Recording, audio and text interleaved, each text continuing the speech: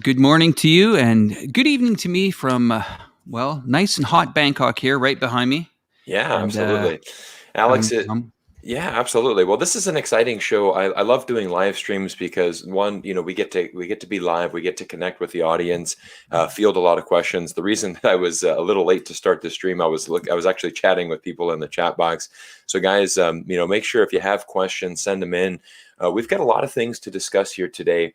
We're going to have a really fun chat here. Obviously, many of you are here for the news because we're talking about traveling back to China. Quite people are asking questions. What type of visa do you got? What's the situation going on in China? We will discuss this a little bit later on in the stream.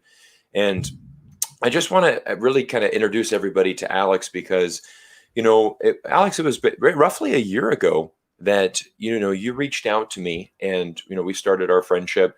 And it was actually quite interesting. About 12 months ago, I had a YouTube channel with just a couple thousand subscribers. And, you had started, we were in the middle of the pandemic, worldwide. Everybody was locked down. There wasn't really much going on. And the interesting thing about things for myself is that, I started a YouTube channel and was started creating content. And immediately, we start building relationships with people. And because of the pandemic, we're really forced, all of our friends, everybody's meeting online. So the neat thing is even though, you're in Bangkok, Thailand for the last year, I've been in Vancouver, we have a great friendship. And, you were a really big help to me with my YouTube channel. About 12 months ago, again, I had just a couple thousand subscribers at the time. And you invited me to your show, Let's Talk China. So yeah, it seems like such a long time ago, but actually, I want to say where does time fly? But does it really fly in this environment that we're in? I mean, it feels like I know you like a best friend, but I've never met you in yeah, person. I you know? it is amazing. Yeah, because Alex and I, we chat a lot. We chat a lot about China. We're talking about content that we create, and just different things. And again, like it's funny, Alex and I have never actually met in person. So when that happens, it's going to be great. But that's I guess one of the nice things with COVID is that it does allow the opportunity to meet people from around the world. And because we've been under this lockdown, you have to just go online and that's how you communicate. So it's been fun, and it's going to be it'll be really cool when we do get a chance to meet in Shanghai or Chongqing or wherever we're going to be in China. It's going to be a lot exciting when that meetup finally happens. Very, very exciting. I'm looking forward to it. Yeah. So, Alex, today is really, I want to interview you because you've got some really exciting news that we're going to be sharing with everybody on this channel. But I want to talk a little bit about your background. You are a Canadian. You have been traveling around the world for many years. You've been living abroad. I think you mentioned to me you've lived more outside of Canada than you've lived actually inside of Canada. Tell me a little bit what's inspired you to really make content about China specifically? Why does your channel really focusing on China? What's inspired you? That's a pretty good question, and I'm going to try to answer that the easiest way possible. Is that you get to a time, like, for example, growing up as a kid, you would see things built in your town. I was from a small town, and even seeing a grain elevator being built, I was amazed by it. Or seeing, new railway tracks put into my small town of Canada, I was quite amazed at the time. But what struck me with China is when I first flew to China in about 2003, about 18 years ago, coming in on the plane to Shenzhen, I quickly realized that there was a world out there that I was not aware of. And what happens is we have certain times in history where major things are happening. In the United States, we had the Industrial Revolution, and I started to really say, wait a minute, who's documenting these things? Who's recording these? Who's filming these things? I mean, can you imagine if you had a drone when the Colosseum was being built in Rome? Yeah. and you had that ability to tell that part of history, or if you had 4K cameras when the pyramids were being built. I mean, that would kill a lot of conspiracy theories on how the pyramids were there. Right. So I feel that it was extremely important for me to document some of these achievements. Yeah. And I can go into more details, but I'll let you speak a bit. I'm used to being the host. Oh no, no, you're a very good host, and I always enjoyed our chats. When we did the Let's Talk China shows, and that's a good point. I mean, I think all of us know, and this is what's really all of us know how China is just advancing so fast. And again, when I was in China, I started going there in 2007. And the thing that's interesting about China is when you leave for a short amount of time, I'm talking 6 months, a year. There's so much rapid change and development within that time frame. My last trip to China was in Shanghai, September 2019. I can only imagine, 2 years later now, how much Shanghai has changed. And you see, you just see the development, and you just see the infrastructure build. And it's really funny because I was talking with my parents, and and I'm from Orlando, Florida originally, and they're talking about they said, yeah, I got delayed today on going home from work, because of the I-4. They're still Interstate 4, they're still repairing that. And I'm like, they've been repairing that for 20 years. And my parents like, yeah, we're hopefully to get it done by, the government said, by 2030 we're going to be able to expand that road from 3 lanes to 4. It's been about a 25-year project, to add in this lane and a couple bridges. And it's just amazing how fast that happens in China. I mean, this is, we're talking projects are prioritized, infrastructure is being built. And I think this is one of the exciting things about China. And this is certainly one of the things that I advocate is, you look at how fast China's government's moving in areas like AI, for example, and you get the government behind an industry. They're able to move much faster and develop things more rapidly. I mean, you look at the digital currency projects that China's launching, the digital payments. I mean, China's a cashless society now. This is why I really advocate, if you are in online marketing or digital payments, I mean, you really need to be looking at China because they're inventing a lot of the things in the future. And even from infrastructure projects, bridges and buildings, I mean, it's an architectural playground. It's truly amazing. And so I love the work that you're doing, Alex, because Thank you. One of the things that I've seen you really grow as a YouTuber is a year ago we started a city series. And so what we did is we partnered together, and every week we would share stories about Shanghai, Beijing, and essentially we're just showing really cool drone footage, which everybody really enjoys to watch. But I think what's really neat now is, you're really doing some deep dives into some very specific projects in China. For example, like China's smartest city or ghost town that people forgot about. And, you're going in and you're telling the story, finding the old footage, showing what's happening now and telling the story. How did this get from A to Z? And notice I'm becoming a good Canadian there, not Z, Z.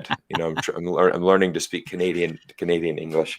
So, but I think that's how your channel has really progressed. And every week, every week you deliver a really great story about China. And I think it's great because it's also nice because there's nothing political about it. We're just saying, look, let's just look at this from on how China's government is actually improving life and the cities, the infrastructure, and ultimately that's going to be a big catalyst to improving the quality of life for Chinese people.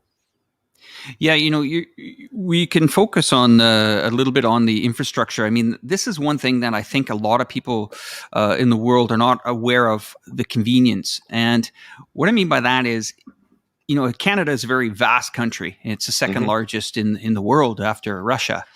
And if you go from West Coast to East Coast or East Coast to West Coast, whatever, you're on a highway of over 8,000 kilometers of highway. Now imagine if that was built in a year. Well, that's what China does. They manage to pave and make either motorways or expressways of over 8,000 kilometers a year. In the rail and high-speed rail and rail network, they're putting lines down of approximately 10,000 kilometers a year. And how does that change people's lives? Well, I'll give you an example.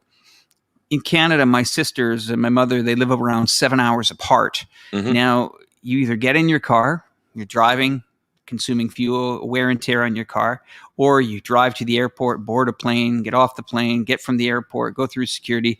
And then, so driving is a 7-hour distance from where they live. Flying is only an hour, but with airport security checks on and off board and recruit back to the airport, it's about 4 hours. Now imagine if they had a high-speed rail track and you said to your mother, okay, Mom, let's meet for coffee halfway.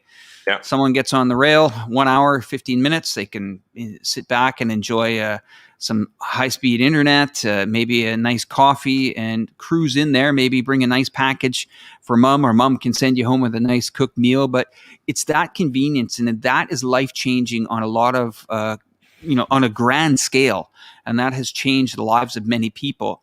Now, going into that is, I don't think that we've seen a shift in the media in the last, probably, let's call it 5 years, I would say, where we used to see a lot of channels like Discovery or National Geographic really go in and do some grand, documentaries on China. And then that fell off. And I'm not sure what happened, but it dropped, Cyrus, and it dropped dramatically. And I was looking around on the internet saying, where is this content? Where are these buildings? Where are these trains? Where are this? And all that responsibility fell on content creators on YouTube.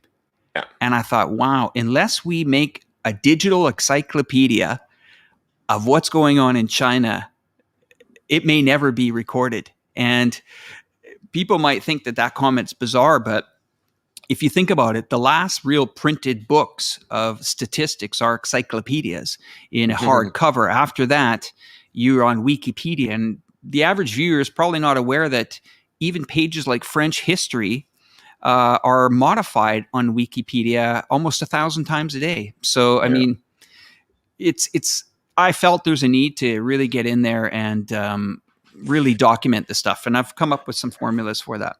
Well, you've done a great job building a channel and having this catalog, I think, is really the word we're looking for, right? Having a catalog, and you're producing a lot of timeless videos that, a year, 5 years, 10 years from now, we're going to be able to look back and, and again, go through this catalog.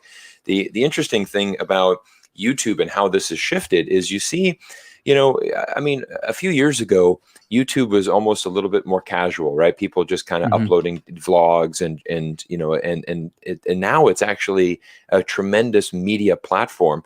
And I think that's what's just so nice about YouTube is, for example, it gives average people like myself an opportunity to come out and share our side of the story.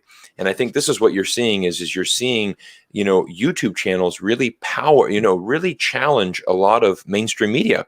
And I think this is something that you're going to see in the future. This is going to be a continuous trend where people are going to want to get away from your BBC's, CNN, and Fox News, because we know that every media channel does have a certain angle or a certain bias. And I think when you want to connect with, for example, I follow many China, related channels, because you find people that are on the ground in China sharing real insights and telling unique stories that you're not really going to find anywhere else. And same thing, even with, you have world-class filmmakers that are coming to YouTube and producing great trailers and great videos, great documentaries. And that's, amazing. And how the YouTube has shifted. It's really become a very powerful piece of media. And Alex, before we get started, before we go on, I want to address some super chats, that we've received here. Kevin from the UK, thank you for the super chat. He says, a small contribution to show support for Cyrus's quest to bridge people and cultures. That's definitely, what I'm about, trying to build these bridges, as you guys say. You guys know my theme of this channel, trying to build bridges between America and China, certainly Western countries and China. Also got a super chat from Analog. I want to appreciate your continued support. And Luke Mao in the UK sending in a super chat. He also asked us a question if we could talk about Meng Wanzhou. We will do that at some point in this stream as well. So Alex, remind me to do that. And then a little coffee from Willa Ray. Thank you for the coffee. I had my cup already this morning. So I'm supercharged and I'm ready to go. So guys, thank you guys for the super chats and as we're here. So. And also, I want to just say, while we're on the subject there, to my viewers today, Trevor Norman, thank you. You've been a great contributor and supporter of my channel. Mr. Friend, I think that's anyway, Mr. Friend, Alex, please visit Zhengzhou, which the Daily Fail said was China's biggest ghost city in 2010. It certainly isn't empty now. That's interesting, Cyrus. We were just going to get on to that point of ghost cities. So thank you for bringing up that point, but I'll let you continue to lead. No, absolutely. So tell me, I mean, we've seen your channel shift a lot in the last few months as, again, you started out with really epic drone footage and really great aerial videos. Now we're seeing you shift into telling more of a story, obviously still including the great drone footage. Tell us a little bit about, your channel, because I know you work with a lot of partners. I know that you have a very good vision for your channel. So tell me a little bit about, what are we going to see from Reporterfy Media in the next, let's say for the rest of 2021, as you continue? What's your vision for your channel? Well, it's always evolving. And the thing I think a lot of people aren't aware of, that a channel like this, I mean, I initially started out vlogging and, capturing what I was doing in cities around the world, not just China. Before this, I was in the Philippines. I've vlogged a lot in Thailand, the Maldives. And I started flying my drones, when I was in the Maldives and seeing what they were looking from aerial footage. And in the Philippines, I think Tim Kay was the first guy that was with me. We almost put it into the water. And coming away from that, I said, well, what a way to capture part of the world, especially China. And then the borders, as I went to China, then came back, the borders closed. And I was put in a difficult situation where, do I shift my content to be Southeast Asia, whether it's Thailand or whether it's, back to the Maldives, because China was kind of locked out at the time. And I did have some footage, some aerial footage of China that I was, wanting to, display. But I thought, if I'm going to step into this area of filmmaking, I'm going to have to expand the team. Yeah. And this is where it came from a financial point, where I thought, if I'm going to make videos, and as you, zoomed in on earlier, is that I feel that I need to make videos that belong to a catalog or something that are timeless, because they take an incredible amount of time. The organization, now just to give you an example, I did make some notes on, what we kind of do to put a film together. Is that okay if I talk about that? To Sure. tell you about how we put it together. So it all starts out usually with subscribers, exactly like a gentleman earlier that left the super chat, came up with ideas. And the ideas come from you, the viewers. And people say, hey, there's this ghost city that the BBC wrote, or this Sky News in Australia wrote this about the city. That isn't true anymore. That isn't true. And now where I'm at, I can't really drive over there and figure out what's going on. So it takes some organization. Yeah, and absolutely. This started about a year ago. And getting footage is people think it's easy. And let me explain to the average viewer that when you're seeing footage on my channel, how can I get into this? I have licensed. I have made sure that everything I own the copyright to, because even the slightest miscalculation in footage or not buying it from a reliable source can have your channel wiped out immediately. That's right, 155,000, 72,000 subscribers. You can lose your channel overnight. And always, having that threat, we'll call it, has, made a lot of YouTube creators find the right avenue to put out great content. And that's where you jump from putting fun stuff, fun vacation videos to, okay, we're going to get serious now. What's the cost of this? It's not cheap. Yeah. It's very costly and extremely time consuming. For example, this weekend's video. I'll give you an example. If you go back and we'll talk about that later. I won't bring up what the videos are. I'll let you discuss that. But just to get videos for an average video that I put up every Sunday. It would take anywhere from us to look at almost 500 clips. From these clips, if we don't have it, we have to outsource it. We have to find someone in China that will fly it for us, that will, on a short term, hey, we need you to fly over top of the Chongqing's building at night with a beautiful sky and the buildings reflecting each other. Mm-hmm. It's down to, if you don't get the right shot, if it's raining, if the weather's not good, you're under constant time frames. When you get that footage, sometimes the footage is so good that the person that took it might say, I really like this, but do I really have to sell it? Or thank you for the idea. And then they, sometimes they can go away.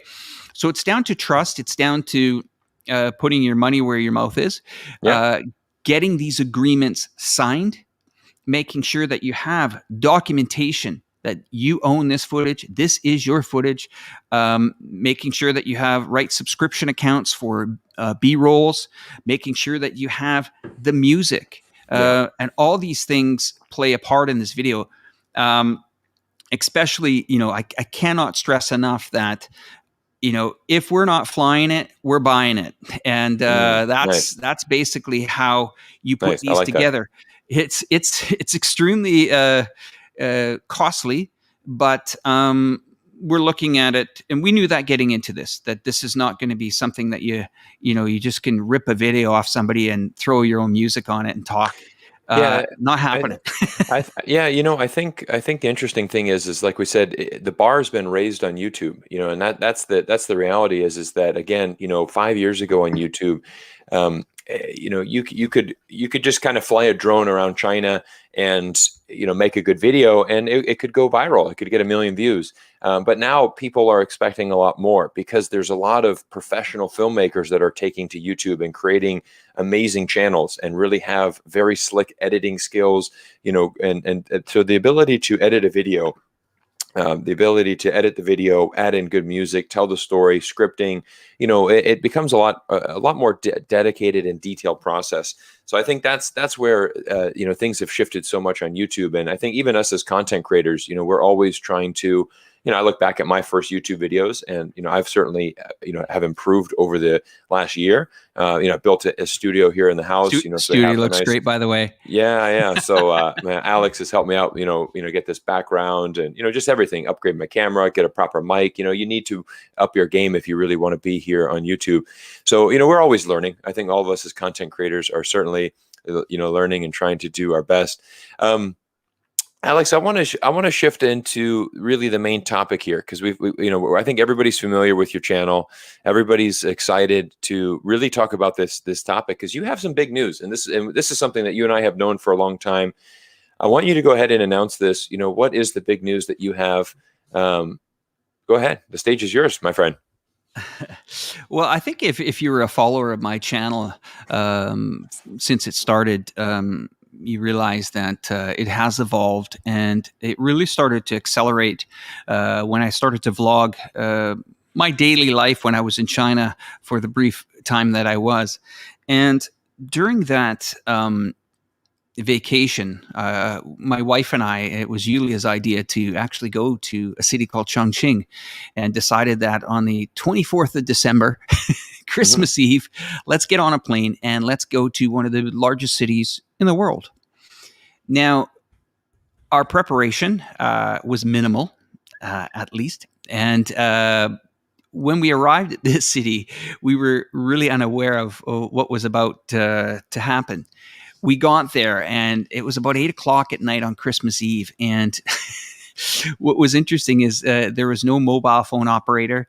We didn't have our roaming accounts on our data plan, and welcome to China. So we got into a taxi. We went down to the main city, and we knew right away, we're not very prepared on this. What can we do? And I remember before boarding the plane, we were searching for information. And it's funny, there was zero information. Okay, let's call it 1% information on a city called Chongqing. You might pull up some articles. CNN shows you this really, industrial city. The pictures were all gray and you couldn't really see much, and it didn't really look, Cyrus. It really didn't look extravagant to come for Christmas Eve, for sure. And my wife looked at me and she said, the city's interesting, and it's interesting. I said, do you like it? Yeah, well, she's hungry. Let's get fed and let's get to bed and let's see what's going to be ready the next morning. Well, we woke up the next morning and our adventures started to happen in the city. Yeah. And we knew right away that we needed some help. And I remember writing a company before I left saying, hey, I'm in town. If you guys want to see me or, give me some tips on where to visit the city, let me know. Yeah. Well, surprise, surprise, they wrote me. Mm-hmm. And I did not expect these people to write me. And they said, hey, come on down to see us. I was like, what? Okay. So, I went with Yulia. We drove in the car and we headed to the office of iChongqing. A lovely lady, Catherine Chen, invited us into the office. And she was looking at things for us to do in town. And I basically said, hey, any ideas what we can do? And before I left the office, she gave me, some ideas. She made some phone calls. She really was really open to helping us out. And, I cannot thank her enough for that. Yeah. And on the way out the door, she says, hey, we really would like our city to be, more people like you to know about it. And I thought, well, just advertise, just make videos. Yeah. And I looked at their channel at the time and they had a ton of videos, okay? Mm-hmm. Tons of videos on everything you can imagine. And they weren't getting any traction. The videos were different than, the average YouTube content creator, where you saw glimmers of really good photography, but maybe not the right type of music, maybe all these things were fragmented at the time. And as I left the office, I explored the city for 8 days. I went back and I kept in touch with this lady. Yeah. And she was very passionate about her city. I said, you know what? If it ever comes a chance that you want this city to be shown to the world, you can count on me. And if people know my videos, when I'm putting out Chongqing videos, there's an extra little pop to them. There's an extra little, because that's my passion for the city. Yeah. So we've been keeping in touch with her. And she said to me, what do you think of uprooting in Bangkok and coming to China to help my team and collaborate on a pile of videos and make some videos like we've never seen? Work with the team, you give them some guidance, help them how you choose music. Fantastic. And she's saying, how are you getting all this footage when we're in Chongqing and you're not? Yeah. And then I said, well, it comes down to relationships. It comes down to agreements. It comes down to that. And she says, do you want to come here and, guide and work with the team and to really promote the city? And I said, absolutely. Nice. So what we've decided to do, and it's an incredible decision. I've been in Thailand for 7 years. Mm-hmm. And for me to absolutely pack everything up, my life here, to go to a city that I briefly visited to show the world, took a little bit of time to decide what is right and what is the right time to go. And I feel that what's the best way for this, Cyrus? I can explain this. If you've ever been to a city that captures you and you fall in love with that city, it doesn't take much to help you decide to go. Now, my life here in Thailand is very comfortable. Mm-hmm. My wife's family all lives here. her sister as well. And this is a massive move for us. This is an extremely big move. That means packing up the apartments, leaving our real estate investments here, and heading to China to achieve another goal. And the goal to me is to put this city pretty much on the same page as Shanghai. That's an ambitious role. Fantastic. But I think with the cinematography, the videography that we can pull off there, seeing my videos viewed over 7 million times in a year and a half, just on social networks here, YouTube. That's pretty much where my only channel is, on Western social medias. Yeah.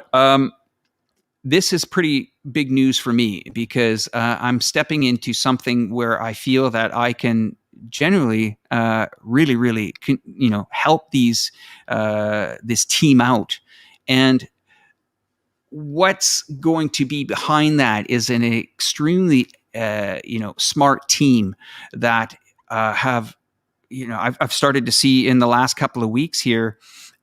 Some of the photographers that they've hired, some of the videographers that they've hired, some of the footage that's coming up in my video that's launching tomorrow was taken by one of the newer photographers in the company. And Fantastic. this, Cyrus, when you said before that the YouTube community is evolving, this is going to raise the bar to a new level of content when it comes to, let's say, New York promoting its city, or Las Vegas, or Vancouver, or Shanghai. When you're starting to see a shift where you can really make an impact and help, a city be, sold to the world. And where I'm going to go with this is that there's a lot of other content creators out there that focus on their niche. Some are focused on live stream. Some are focused on political things. My channel is basically, I'm documenting and basically telling the world that here is what our cameras are showing you.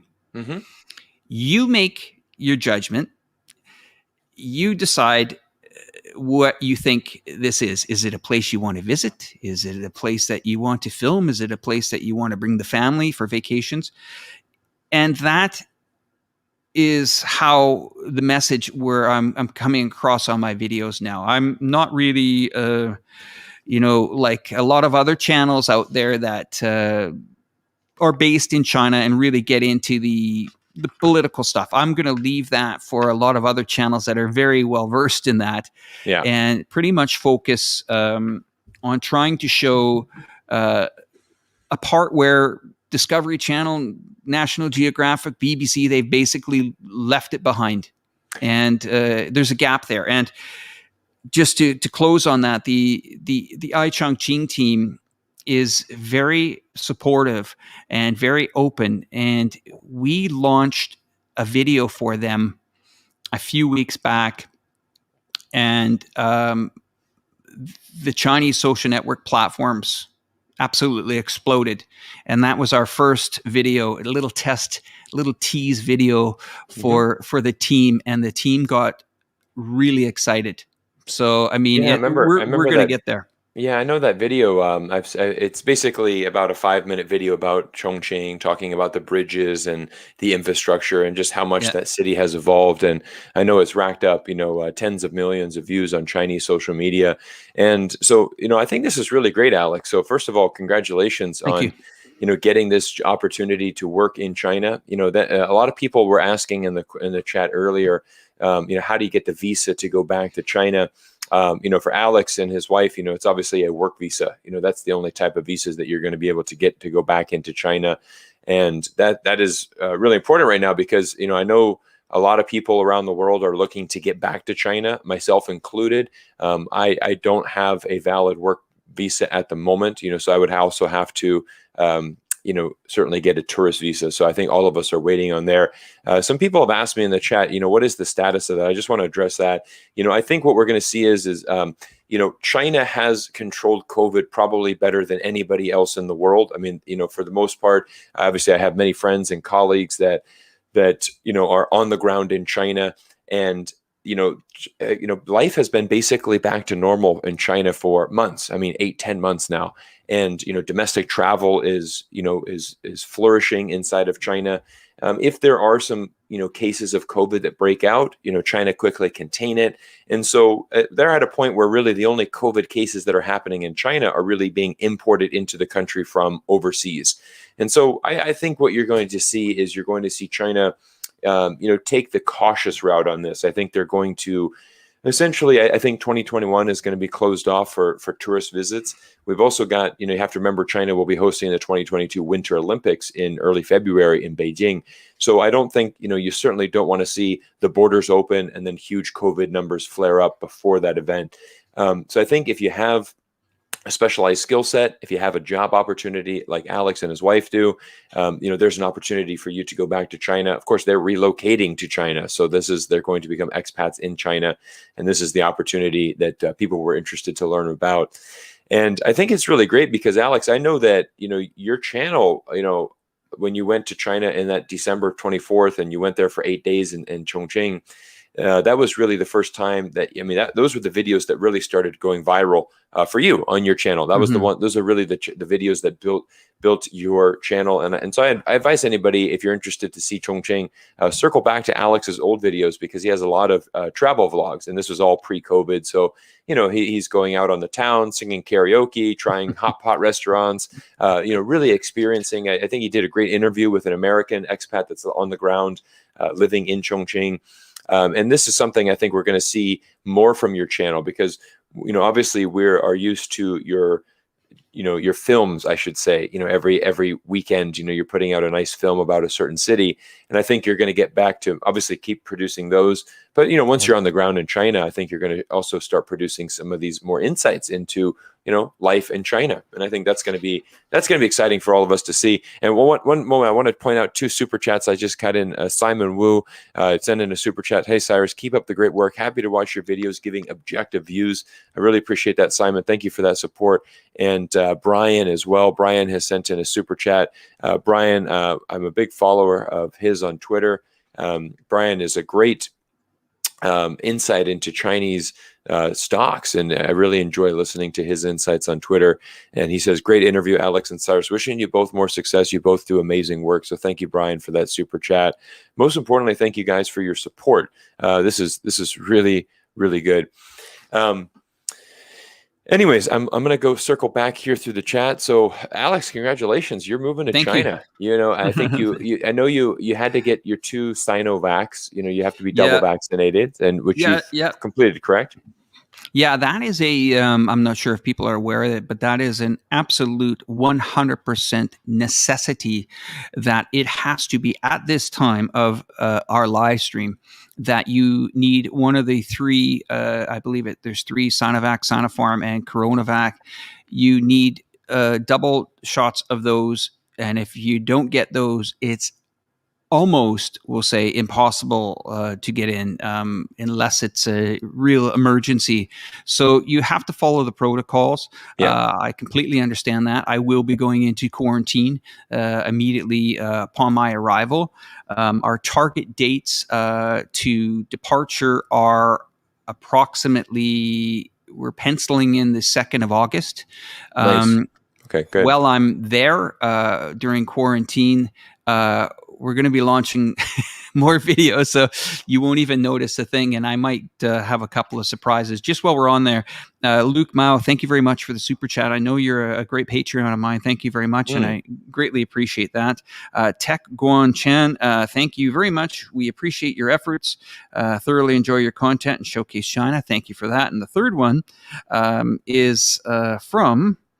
it's Bay Ray. I think you know this person. Cyrus says, Cyrus, I know your channel through what is it? Through Alex's Let's Talk China, Talk China channel. Thanks for both of you. The world knows the real China. Nice. It's Bay Ray is a Patreon supporter of mine. Oh, thank you very much. Great supporter. I updated my Patreon community I do a weekly audio podcast for my Patreon subscribers, and I bring them into, basically tell them what I'm working on behind the scenes, kind of a casual chat I do every week, on my Patreon. And I had mentioned, we have this live stream coming up, and then also, we're also starting a new series, Alex, on YouTube. We're going to be launching the next video you're going to see on my channel is going to be a video that Alex and I worked on, and basically telling the story about Shanghai. And then Alex will be, profiling Chongqing. And Alex, I want to bring in a special guest, from your side. I want to bring in the second half of Reporterfy Media. I think there's another person that needs to get some credit and make an appearance and really this is what's cool. Everybody is you get to see get to know a little bit more about, your the content creators that you like to engage with. So, Alex, can you bring in your wife? I think, I'd like to bring her. Yeah, the special guest, Julia.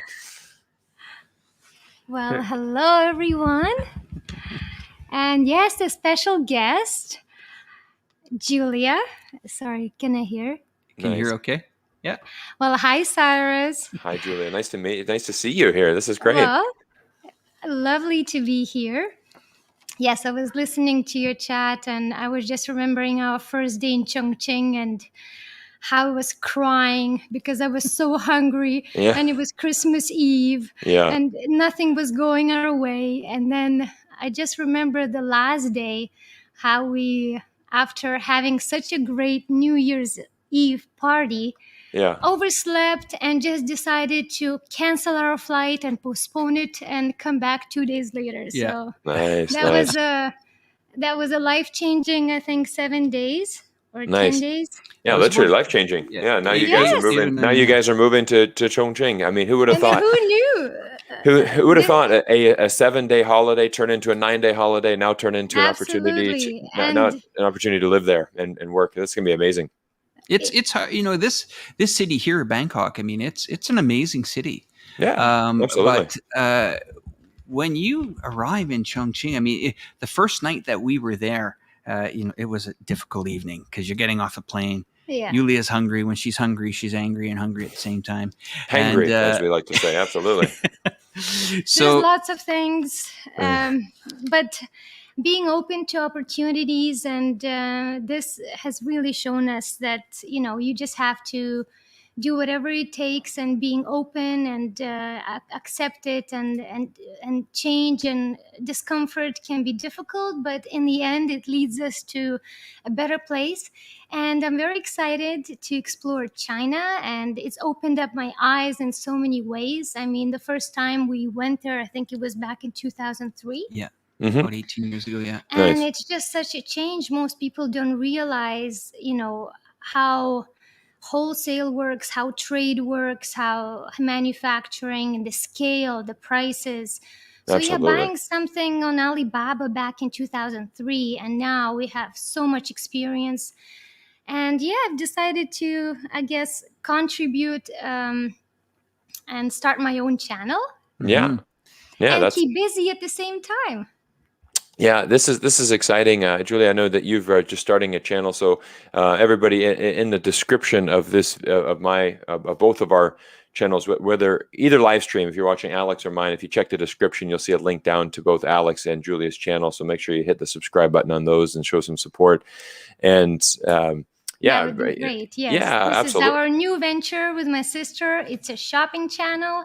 We want to show people that you can still look trendy, fashionable, and glamorous without spending a lot of money, and shopping in the right places. Fantastic. So yes, we do lots of exciting videos, and in the future we hope to do live streams from China. Nice, absolutely.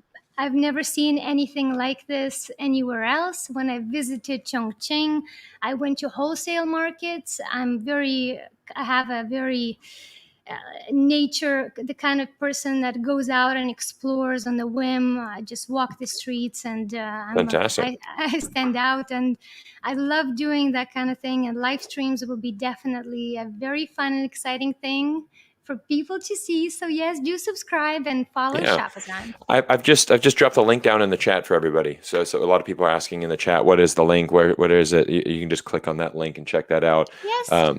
So that'd be great. So I'm excited for you guys, and I think it reminds me a lot of when I first went to China back in the day.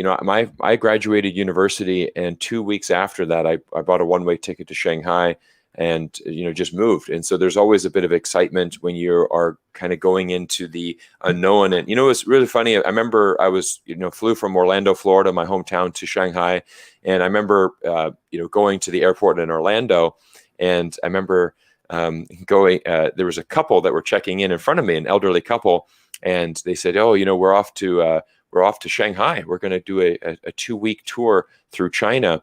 And I said, "Oh, that's interesting. I'm going to Shanghai as well." And they're like, "Oh, how long are you doing one of the tour guides?" And I said, "No, I'm moving there, and I'm going to be there for the next 2 years." And they're like, "Wow, you just signed you have a work visa." And I said, "Yeah, I got my work visa. I've got a 2-year contract. I've never been to China. I have no idea what to expect, but I'm going." And it was just a fun, a really, really fun adventure that started. So I'm excited for you guys, because obviously China has progressed so much. But that's one of the things, Alex, that you mentioned earlier. You look at Chongqing. I mean, it's one of the biggest. I think it is the biggest city in China. Something like 37 million people, give or take. A very large population. But you look at the infrastructure, the projects. I mean, that's a world-class city that not enough people know about. Absolutely. And I think that's going to change very quickly as you start producing more of these videos and vlogs. And I think you're going to start seeing more, China YouTubers probably wanting to go and visit that area. As I mean, I've enjoyed your vlogs. I personally haven't been to Chongqing, but I'm gonna pretty much guarantee I'm gonna go there my next visit back to China. So that's awesome. I'm still amazed how much we covered in a short period of time. And it is indeed a world-class city. I agree with you. And we can't wait to explore more of a cultural side as well. Yeah. There's so many, we've produced so many videos, and we've seen so many theaters and operas and opera houses. They invest so much money. So we're looking forward to discover a lot of things. And it's also important that, I'm there to, support and do collaborations and support the iChongqing team. And, with Yulian, her background in the import-export business since 2008, she's been in the business. It really now, like I said to her, "Hey, do you really want to go to you really want to go to Chongqing?" And she's like, "Yeah, heck yeah. I mean, this is a fantastic opportunity for her to now launch one of YouTube's first live streams coming out of, Asia. She started in Southeast Asia here, but actually interacting with people around the world, showing them that, hey, you guys don't have to spend a fortune on this. Here's direct to the source." Yeah, absolutely. And when she's engaging with people like that, it's going to be a whole new model for YouTube, and I'm pretty excited about that. So it's going to keep her busy while I'm busy. Absolutely. That's going to be so exciting. And I mean, that's the thing that people need to know more about China is just how, I mean, there's so many amazing things about this. But again, I think really from an e-commerce perspective, I mean, China's really leading the world. I mean, they are, e-commerce and how they're doing trade. And yes. I think the other thing as well is the speed. You look at the speed of how China moves. Oh, wow. It's incredible. Misconceptions like, poor quality, cheap. Misconceptions. So I've seen so many beautiful things, whether it's furniture, jewelry, or clothing. I've been to so many markets where I've seen Chanel costume jewelry that actually is better quality than the real Chanel, because the pearls are not real. I never even knew that. So even fast fashion, like changing, one day you could go in China and they'll have some dresses, the entire mall the next day will have coats. It's just, you can, it's not like Zara where you come back 3 months later, they still have the same things. That's right. That's right. It is, even if you don't want to buy anything, it's just exciting to see how fast moving, how motivated, how, innovative these people are. Absolutely. Live streaming is massive there, and here we're just starting, so it just shows how much you. in live stream? I think she told me a few weeks ago. How much? Well, we have a video on Shopazone about the future of shopping, and it just shows how live streaming will be the future of online shopping, just because it's. What did they say in percentage? Oh, it's in China. It's almost like 50% of some of the Every purchase every online purchase is is made now on live stream. is done on live stream now. Well, no, and that's what's really incredible, and this is what you see. This is what you see with vlogging now in China. Vlogging is extremely popular in China, and live streaming specifically. I mean, it's way bigger in China than it is, say, in Western social media, right? If you go on like an Instagram, I mean, yeah, you have some top content creators that are doing Instagram Live, but it's nowhere near the level of what China's doing. And what China does as well is they were really the first platform that you see is that they've integrated the direct shopping. So for example, if you're talking about, hey, we're live streaming, I've got this amazing cup, we've just made it here, they have the link and everything can be purchased while you're watching the live stream. You don't even need to get out of the live stream. It's not like click on this link and go buy it here. You can just facilitate that purchase, while you're watching the live stream, and you don't have to actually end that. And it's so popular, within China. And before I forget, let me address two super chats we've got here. Helen Shi coming in with a thank you emoji super chat. I want to thank you, Helen, for the support, and also another one from John Lee with another thank you emoji. Guys, we're very happy to be sharing this story today, and we're coming up. I think we've got over 700 people in the stream right now. Wow! Great, which is fantastic. So I think everybody's excited to hear the news. I mean, Very because we are moving towards opening up our world again. I mean, we are slowly building this recovery back. That's exciting to see the both of you about to start your journey in China as expats. And yeah, I'm just I'm super excited for you guys. Just to add on the just for the super chats, Daniel, thank you very much for that, and Jimmy Hu, thank you very much. But Cyrus, I wanted to tell you, we were talking about live streams, and as you guys can see, I mean, our shows together, Cyrus's show, it looks amazing now. I mean, your shows continually get better and better and better every week because you're a business guy. You're very serious about this. You're serious about your credibility, and seeing you on screen, it's kind of like once we're done this show, we always reflect back. How can we improve it? How can we make it better? What can we do to do this? And it's like, are the images clear? Does the sound quality good? I mean, if you go back and you look at some of our videos a year ago, we're like, what was that all about? It's a winner's attitude. You both have that kind of drive, and I think it's only up from here. So we're only gonna do better. Absolutely. And we're gonna we have the platform. China is giving us everything we need, because in Thailand we're again in lockdown. I'm not even able to go shopping. We're in the fourth lockdown here. But let me add to the live stream thing, and then we can move on from it. I just want to let the viewers know that how serious live streaming is going to be. As you can see, we're using some studio software right now that there's a little bit of a learning curve to it. Graphically wise, we don't have a network of studio people running our studios. We're just three people here trying to give you guys great content. But I brought something to the show. I'm just going to show you guys where the level of live stream is going. And well, maybe I'll leave you at this now. Are you sure? I will get you a beer. How about that? Okay, all right. Thank you. Thank you so much. Well, Yulia. Thank you, everyone, and good night. Thank you, Yulia. And hope you subscribe to Shopazone, and I'll see you later. All right. Thank you, Yulia. Thanks for joining in the chat. Thank you, Cyrus. Absolutely. Thank you for having me. Cheers, everyone. Cheers. So it's Saturday night here, and we're having as much fun as we possibly can during the lockdown. But I just want to show the viewers this software here. This is called a Live View box. And you see the white things here on the front. These are double modems. They're Huawei modems. And then there's an internal modem, and then I pack it with a 5G modem. So 4 modems power this device. And why this is important is because our viewers want to see good clarity when we're on our live streams. Now, we try our best. It's extremely expensive.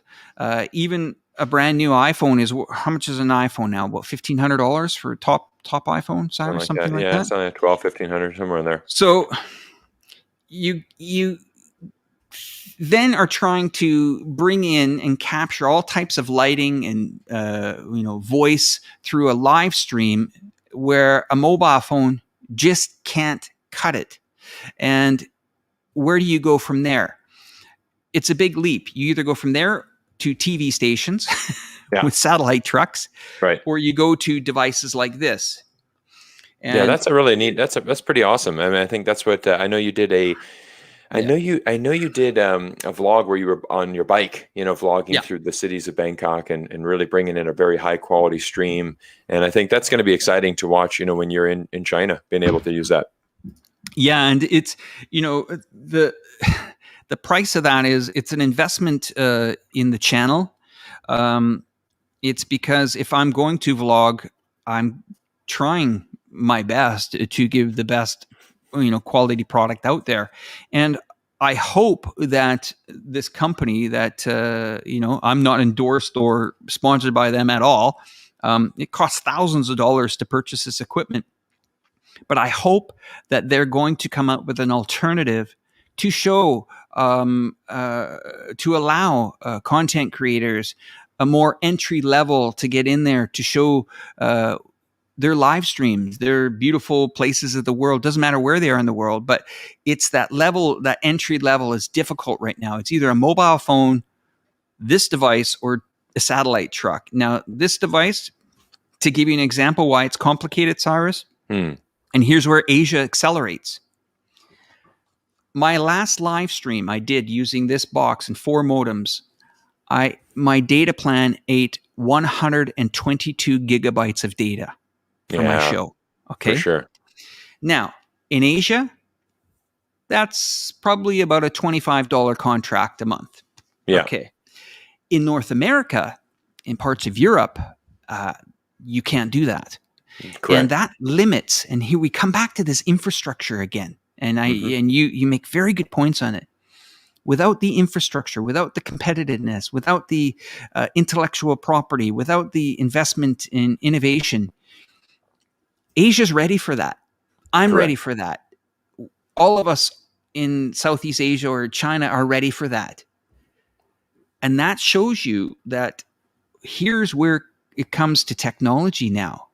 Is 5G going to make a difference in countries? People might say, it's only a speed for my phone. Who really cares? I'm happy with the speed on my phone. Well, if you're a content creator or a news agency or even an independent news agency, which there's a lot of now on YouTube that compete against the big names, well, they need an entry-level product. Unfortunately, if you use this in North America, I have no idea how much your data plan is going to be, probably more than what the entire hardware costs. So it's that passion to push the element to try to find the best products out there. And this wouldn't be possible unless I had confidence on people watching my videos.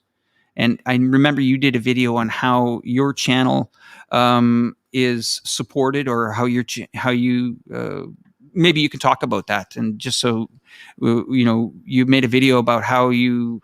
Something about the 3 things that generate. Well, I think one of the things that's interesting is as we've seen, there's going to be. I'm going to address this because I'm making a response video to what had happened on the BBC. For example, the BBC recently came out. Just basically, and this is going to be a trend that you're going to see, is that anybody that's an independent content creator like myself and Alex, we rely on the support of our supporters. Obviously, ads through Google. This is how we generate income for the channels to really, run them financially. So I'm very blessed to have a really growing, and a great support on Patreon. I know obviously we do a live stream like this. People send in super chats. Anthony Chung Thank you for the super chat you just sent in. And I think it was just really important for me. I made a video saying, how much does the Communist Party pay me or something like that? How much does China pay me to make content? The reality is zero. I'm an independent content creator. I'm very happy about that because it allows me to have ultimate freedom in what I'm going to say. And again, I'm sharing my experience as someone that's lived on the ground in China for many years, someone that continues to do business in China to this day, and that is now, I have a full-time marketing consulting business that I run in Vancouver, helping Canadian businesses, connect with China. And this is why. Again, this is why I'm very passionate about it, because I really believe that the future of our world is happening right now in China. And like you said, Alex, there's a reason why Asia is built for live streaming. Is because in China, you can get a unlimited 5G data plan for your cell phone for less than $20 a month, something like that. It's very, very affordable. And, on contrast, I'm paying hundreds of dollars a month for a cell phone here in Canada. And, I believe I'm capped at like 25 gigabytes a month for data, so, I mean, it would be impossible for me to go out in the streets of Vancouver and stream in 5G unless I wanted to do a 5-minute stream, Yeah. I mean, these things are complicated. There was a massive learning curve on that. And, for me to use that software to make sure that it worked, to make sure the volumes, the levels were out when I was in the field doing it. And that's another thing that I'm bringing to the iChungching team is, I've got 4 months of this training just on, just in one area of what I'm going to help them with. But the live streaming area, I want their live streaming to be quality. It is good, but it can be much, much better. And people demand that. I understand that, we got to remember that the people that are viewing us, they're supporting us. They're watching our advertisements, and I thank you for that.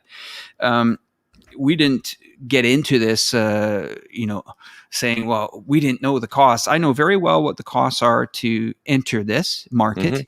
I know very well what the costs are to produce my videos. But my approach is very long-term. As I said, when I'm putting videos out, they are going into a digital encyclopedia and try to be timeless, that people will watch them and share them. And then that will help, the channel. Currently right now, the ad revenue is helpful from YouTube. Thank you for that. And the super chats, that's great. And the other ways that people contribute to me, and I'm still funding it also myself, and happily funding it myself, because in the long term, I feel that there is a major gap at this time in history in YouTube of someone showing a visual, an educational, and also, adding, and I'll get into that detail in a second, what I want to add on that. But just the last point I wanted to say that, it's really important for my subscribers to engage in these videos and enjoy them, because in time we've seen in history countries have led and then they flatten and then another one comes in. In 20 years from now, India could take over and go on a massive infrastructure plan, and that might, shock the world. We just don't know. Absolutely, 100%, Alex. I'm just looking through the chats here, guys. So we've got about 12 minutes left. We're going to cap this, at 120 minutes, or 80 minutes, I should say. An hour and 20 minutes is what I meant to say. So we want to answer any questions that you have, and I'm getting some feedback right here. Okay. We promised that we were going to talk about Meng Wanzhou. People are very interested to hear about this, so they want to know that. Many of you know, I've been producing videos about Meng Wanzhou. Why do you do this, Cyrus? Well, very simple. I'm on the ground in Vancouver. I have a channel that's dedicated to the United States and China relations. I talk about, I consider myself a China vlogger. I vlog about topics about the country of China. Obviously, as an American citizen, I have a vested interest in kind of U.S.-China relations. And it very much is my goal with my channel to improve U.S.-China relations. And when you have a case like Meng Wanzhou that's literally in my backyard, it's kind of like, why wouldn't I be vlogging about this? Because it's right here. It's very important. And I think if we're really looking at the future of U.S.-China relations, I believe this is a very big, kind of catalyst that we could do is really improve. Alex and I have both actually studied this case tremendously. We've read the documents submitted. I made a video last week talking about the new evidence that was submitted by HSBC. I was quite shocked to see that the judge here at the BC courthouse decided to exclude all of the evidence from the trial, for the hearing, I should say, all of it. I kind of assumed that maybe some of it would be admitted. Unfortunately, none of it is. What we're going to see in the Meng Wanzhou case is this will resume in August. So not far away, just a couple weeks away. I'll be making another video because, again, I'm going to go down to the courthouse. The nice thing is it's open to the public. Anybody can walk right into the courthouse. You can listen to the cases from both the Canadian government side, the Crown lawyers who are trying to get her extradited to America. You can also listen to Huawei side and obviously Meng Wanzhou's team of lawyers that are obviously fighting to not get her extradited. And it's just very interesting, and it's interesting to go down to the courthouse, listen to these. Anybody can walk in. And again, this is really great content because this is what we're seeing, as again, we're talking about these YouTube channels are becoming, independent media. I share a lot of insights into this case that you're not going to find anywhere else in the world, frankly. Yeah. And this is why, again, if you have a channel dedicated to China relations and you're 20 minutes from the courthouse, of course you're going to be vlogging about that. This is a really important case. So I'm excited to see this case, go, obviously resume. I believe we are going to get a hearing, a ruling. I believe we're going to get at the end of August, I believe. So I think, I'm highly anticipating this because this is a really important thing. How are we going to get these countries back together? I'm a very optimistic person. People, I think you'll see that as I truly do believe that the United States and China will improve the relationship because they have to. The alternative to that is going down a path towards war. And we're at a point in our society today where, combat is not going to be fought like World War II. We're at a point where our weapons are literally earth changing, and so we don't want to go down this pathway to war. I think that level heads need to emerge. And I think what we're seeing, unfortunately, in Western media is very much a lot of fear mongering, a lot of speculation. And I'm going to be addressing this in a future video.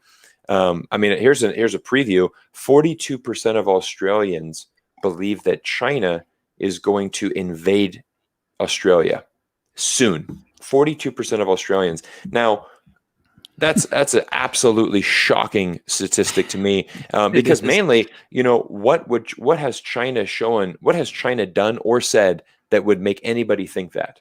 China has not said a single thing that would imply that they're going to go to Australia. I've had somebody say, Cyrus, well, what about the fact that China, buys 80% of the iron ore in Australia?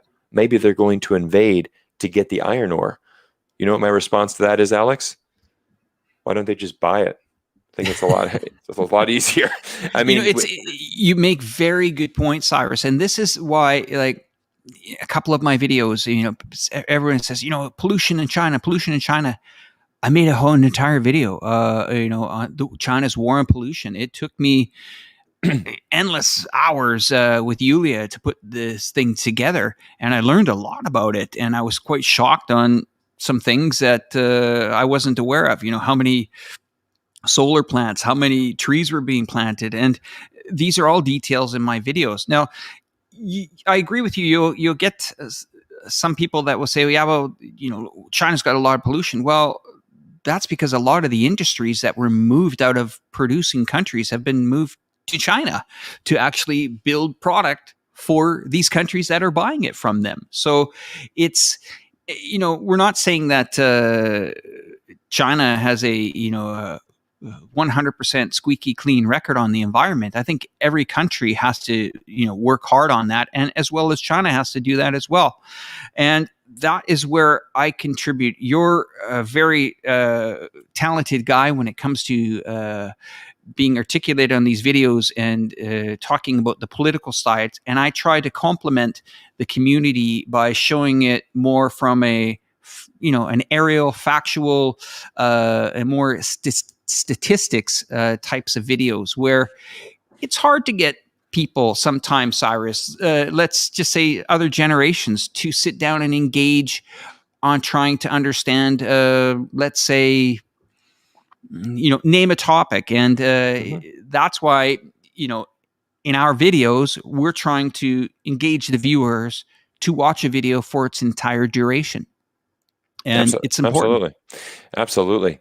And so I think there's some comments in here just talking about, that's mainstream media. It's just a bias, and it's just amazing how the problem is with mainstream media is that, we use a very powerful human emotion. It's called fear.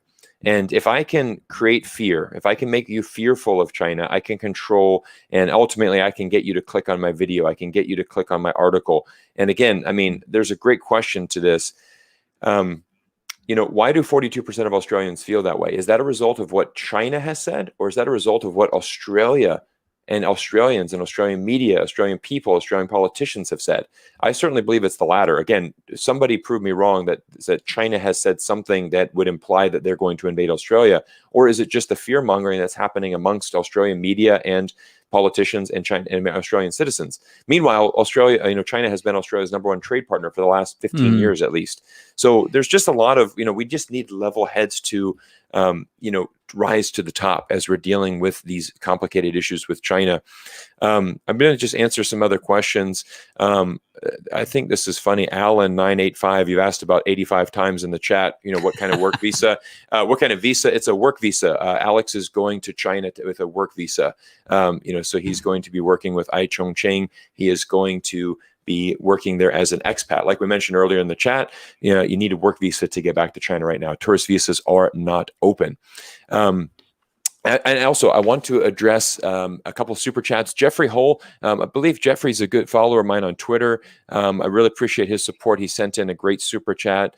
Thank you so much, Jeffrey, for being here today in the chat. And I also want to address a great super chat from Ellie Jenkins. She says, thank you for keeping up with the good work. Frightened how the previously respected Western media has deteriorated so rapidly. We're seeing a very interesting thing, in Western media. And again, I think this is why you're going to see more independent YouTube channels, come up in the future. I'm going to address, one of my next videos will be addressing the BBC article that was written about foreigners in China.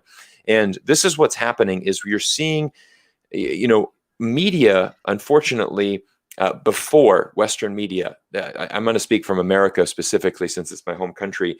Before media, you always had to have a rule that if you had a 60-minute show, 30 minutes had to be presented from the left, 30 minutes from the right, and you had to kind of bring both sides to the equation. That law was canceled in America, and that is why you saw something like a Fox News emerge, where it is 100% hardcore right. And that starts to become very dangerous, because obviously if you lean very right, you're only going to consume Fox News, and you don't hear the other side of the equation.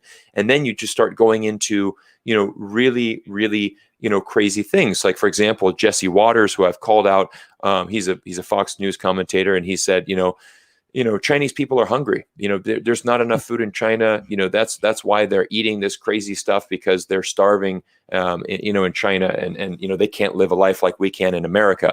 This is from a guy that's probably never been to China, is again, you're saying these extreme things, and it's very dangerous. And that's where we have to really get down to the point. And this is why when he said comments like that, you have Chinese vloggers and foreigners that come out and say, well, let me bring you to a restaurant in Shanghai, and let me show you, or anywhere in China. Let me show you, people are, let me bring you to a grocery store. Are people struggling to get food here? This is complete sensationalism. So I think if you've seen in the last few months, there has been dozens and dozens of new channels, foreigners in China starting YouTube channels. And why do we see this rise? number one, I think you see that there's many, Chinese focused channels that are growing because, I think a lot of people have reached a tipping point. I started a YouTube channel because I reached a tipping point. I was frustrated with how China was being presented. And I said, I want to do my part to try to balance this out. That's why I started a YouTube channel. And exactly that. I think you're seeing more people saying, you know what? We want to speak out for China because we're on the ground. We have the experience here. And Alex, when you go to Chongqing, I'm excited to watch your vlogs as you're going to be on the ground in China, exploring the cities, interacting with the locals, and sharing, insights into daily life. Yeah, I think it's going to expand on that. It's not just going to be the Chongqing city. There's going to be regions, and there's going to be events that I'm going to. I've taken an interest in the poverty alleviation as well. That is quite an interest to me. I would like to see how that is transforming in China. I mean, there's so many things to cover in China, but the thing is that we're going to be going there with our lens. We're going to be going there with our vision of capturing this and letting the viewer kind of decide how they want to view it. Some people might think that our videos are 100% CGI, which some people do say on some of my videos. They say that's not possible. That can't be that is CGI. It definitely is CGI. Okay. Well, anyway, just before we get on to your next part, Maltese Lona, thank you or Lana, I think, or Lona or Lana, thank you very much for the super chat on that. It's very kind audience tonight. Yeah, absolutely. No, this has been great. I really appreciate everybody jumping in the stream. It's been so great. I mean, we've crossed over 800. We have 825 people in the stream right now amongst our two channels. So it's been a great chat. I think this is really exciting. I love doing live streams. I love interacting with the audience here. I want to thank you guys all for your wonderful questions. Alex, I'm very excited for you. Congratulations to you and Yulia on your opportunity, your work contract, your work visa, your work opportunity to go to China. It's going to be so exciting to have you on the ground there. And many people ask me, what is your plan, Cyrus, to go back to China? I've been needed to go back to China for a long time, but unfortunately with COVID, I have not been able to get back. That is a common theme that you've seen. I am based full-time in Vancouver, Canada. So I go back for business trips. I don't go back. I'm not employed to work in China. I don't have a Chinese company that I'm working with. I have my own marketing and consulting company here in Vancouver, and I do projects in China with various companies. One of the projects, for example, that we're working on is actually the PGA of America, which is the Professional Golfers Association. We're actually building multiple golf academies and actually sport academies, tennis and football as well. Basketball as well, very big sports academies. This is a huge market in China, and we're developing many projects all over China. So there's an opportunity for me to go back to help with these projects. Unfortunately, it's very difficult to get the visa, to do that. And I will at some point. And my plan is hopefully by summer 2022, I will be going back to China for some of these consulting trips, also for, for personal reasons, to get back to China. So hopefully I'll be in Chongqing, summer 2022. And I'm looking forward to it. Cyrus, I think we should bring up, do you want to talk about the COVID thing? Yeah, absolutely. I think let's it. Or do you want? Yeah, so one of the things that you're going to see coming up on our channel, we're going to end this stream announcing kind of some future news and what you're going to see on our channel. Thanks for bringing that up, Alex. So, no problem. Lots to cover. Yeah, it is. It always is. And I know we could always chat forever. So Alex and I are going to be releasing a new series. It's going to be called China Then and Now. It's the first episodes are coming out tomorrow. Alex is doing Chongqing, his future city where him and Julie are going to be living. I'm going to be doing Shanghai, the city that I lived in for many years, and it's the city that I know the best in China. You look for that on both of our channels. That is the next video you'll see on both of our channels. And we're going to be continuing this series, releasing new videos. And it's interesting because it tells the story from, how these cities grew. And we have a lot of old footage of Shanghai and Chongqing, and then obviously a lot of new modern footage. So it's kind of, again, this is what Alex does and his team do really well, is telling these stories. So I'm very grateful for Alex to be, able to work with him on these projects and be included. And I'm excited to launch this on my channel as well. And then we've got a bigger project, Alex, and that is going to be, we're going to be making a film together. We're going to be co-producing a documentary on COVID-19. And I believe it's going to be called COVID-19, The Human Cost. And it's a film that you're going to be able to see later this year. We're in the process of writing a script, hiring our team to help us with all the logistics involved in making a full featured film. And we're going to be releasing it, probably on YouTube. And we are going to be working with many different people on this. And you're going to be expected to see that later at the end of this year, towards the end of this year. Do you have an overlay on that, Cyrus? I do. So just I'm just gonna give a chat and then I'll. Okay, so basically, this is going to be a full-length documentary. We've committed to it, and I'm glad we've announced it because that puts the pressure on us even more. Basically, Cyrus and I are working together to get some help to push this a little bit more further. And what I mean by that is, if we're going to put out a professional type of documentary, we want to make sure that it's quality. I'll just read you some of the notes. We will bear the cost of the show to show this documentary to the world. In a nutshell, we've started to reach out to other content creators that want to take part in this. Now, if you're a content creator that is watching our live stream right now and you want to contribute to the upcoming COVID, it's called COVID, the human cost, you can contact either Cyrus or I on our channels, and we will let you know pretty much what the script is. The goal is to try to have this complete by October of this year. It's going to take endless hundreds of hours to get it going. It's going to be a hard-hitting realization. The realization factor is going to be pretty heavy in this. So we're going to, push the element on what we're going to do here. Now, the interesting part about it is that, my wife brought to my attention a few weeks back. She says, you realize that the documentary on Wuhan, 76 Days, was one of the most successful documentaries, the most watched movie around the world. And to me, I feel that, you still there, Cyrus? I'm here, buddy. Yeah, I'm okay, here. Sorry. All right. Sure. So to me, it's extremely important that we capture this moment in time and really get into the details. Not talking about the documentary is not going to be about the virus itself. It's going to be about the human factor and how different parts of the world have dealt with it. Yeah. How certain continents dealt with it, how certain, individuals, whether they're firemen, whether they're nurses, whether they're, parents had a child get ill with this. And we're capturing all this from content creators around the world. And they're going to be forwarding us their content, and we have a professional scriptwriter that we have hired, not cheap, but extremely well awarded as well.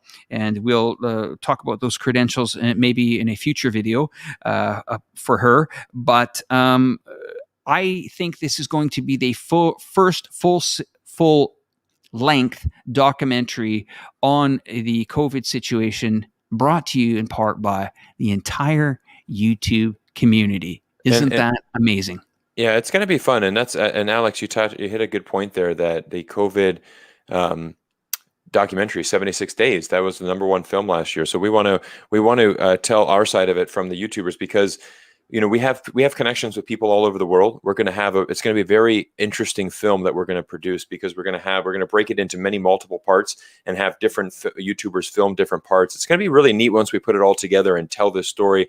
I've got a overlay, everybody. This is basically the trailer, or I should say the thumbnail image of the video that you can see. So we've already designed that. It's going to be really an exciting project for us to work on. I'm really excited to get it going, the rest of this summer and into the fall as we get ready for the, later this year, this evening launch. So, there we go. It's going to take a lot of work to put something like this together. I cannot calculate how many hours. I'm glad we have announced it tonight.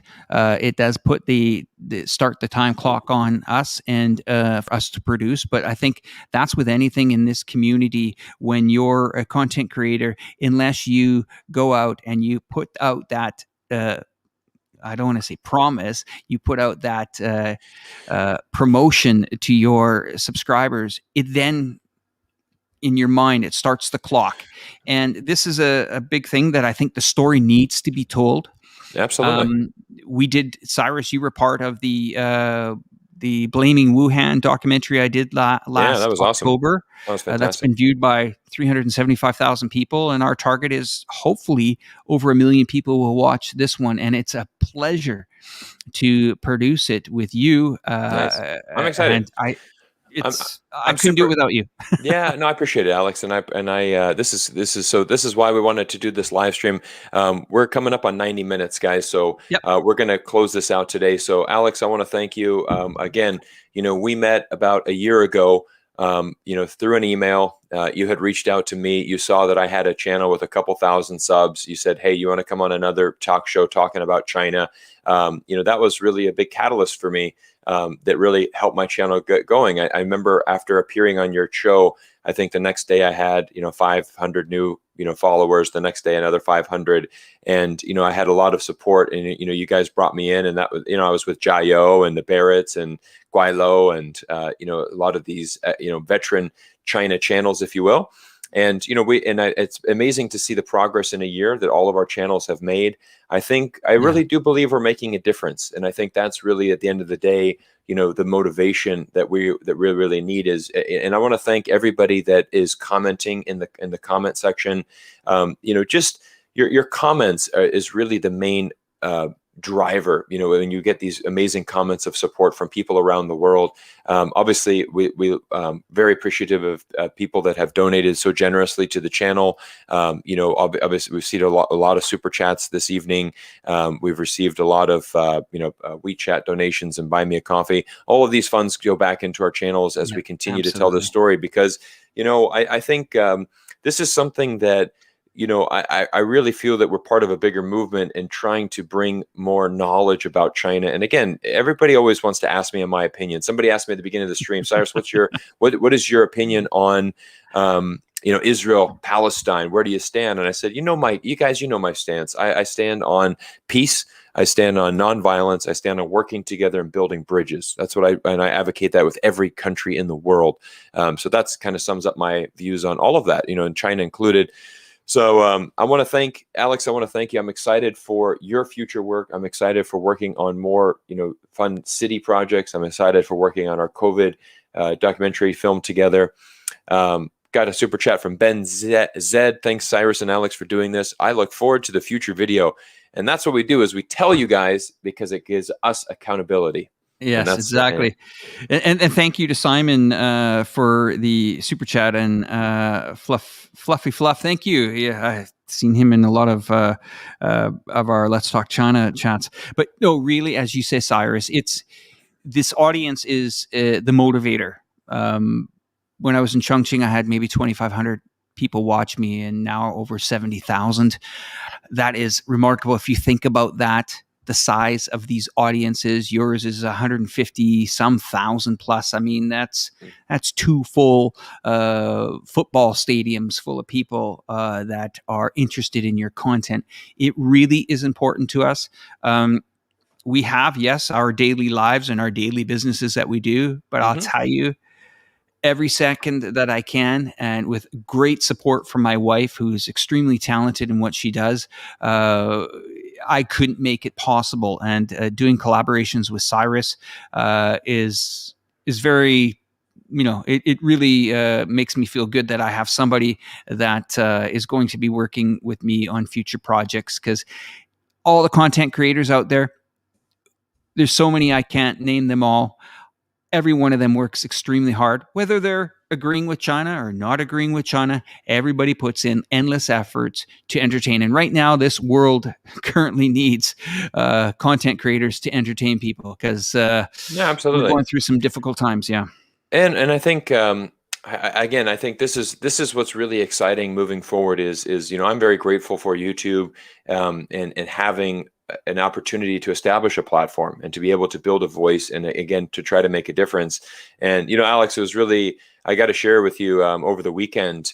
I was recognized on the streets here in Vancouver on 3 separate occasions. And it's not like I'm trying to boast about that. I mean, for me, it was just very humbling because, I was eating dim sum with my family at a Chinese restaurant here in Vancouver. And I had an elderly Hong Kong guy, probably in his 70s say, "Hey, I know you from YouTube. Thank you for, thanks for telling the truth. I'm from Hong Kong. I'm 70 something years old. I'm from Hong Kong. I want to thank you for telling the truth about China. You're a great friend of China. You're really building bridges." And, then we went to the playground and then, probably a 20-something-year-old student from China, had said, "Hey, are you Cyrus? Like, I've watched your stuff. Like, that's really cool. I can see you." And then in the evening we went to dinner and the table next to us is like, "Wait, you're Cyrus, right? I've seen you on the YouTube." And again, I'm not saying that in the sense of like trying to boast that I've been recognized, because that's not what it's about. But it's really encouraging when you see people like, "Hey, you guys are making a difference in this world. You guys are peacemakers. You guys are trying to build a better relationship and a better world." And, as a Chinese person, I want to just say thank you. Thanks for doing that job. And so that's a very humbling thing. And I think when you go through these experiences and, the comments, the emails, the support we get in a live chat like this is what really motivates us, because I know, we do spend a lot of time. I think many of you know, I've got 3 young kids, a business, a wife, a life, and a YouTube channel. So, I mean, there's a lot of moving parts, so you're trying to always, you're always trying to balance everything, which is tough. So guys, thank you so much for today. Alex, final words, close it out. Final words. Well, cross your fingers, everything goes well. I might be relying on the YouTube community to send me some snacks while I'm in quarantine. So keep an eye on your community tab. That's well, thank you very much for having me on the program, and thanks for having Yulia in here so she could talk about her new venture, Shopazon. Yeah, and absolutely. Guys, if you're viewing on my channel, make sure that you subscribe to Cyrus's channel, of course, and subscribe to Yulia's channel. All the links are in the description below there. And what a wonderful live stream. Wow, we got to do it again sometime, Cyrus. I really appreciate it. Absolutely. Would love to, buddy. And maybe we do one when you're in quarantine or something. That'd be fun to do a quarantine one. But anyways, guys, thank you so much. That's my daughter calling me. It's time to get the day started here in Vancouver. Guys, I'm going to sign off. Thank you so much. And we'll see you all in a future video. Take care. All right. Bye-bye.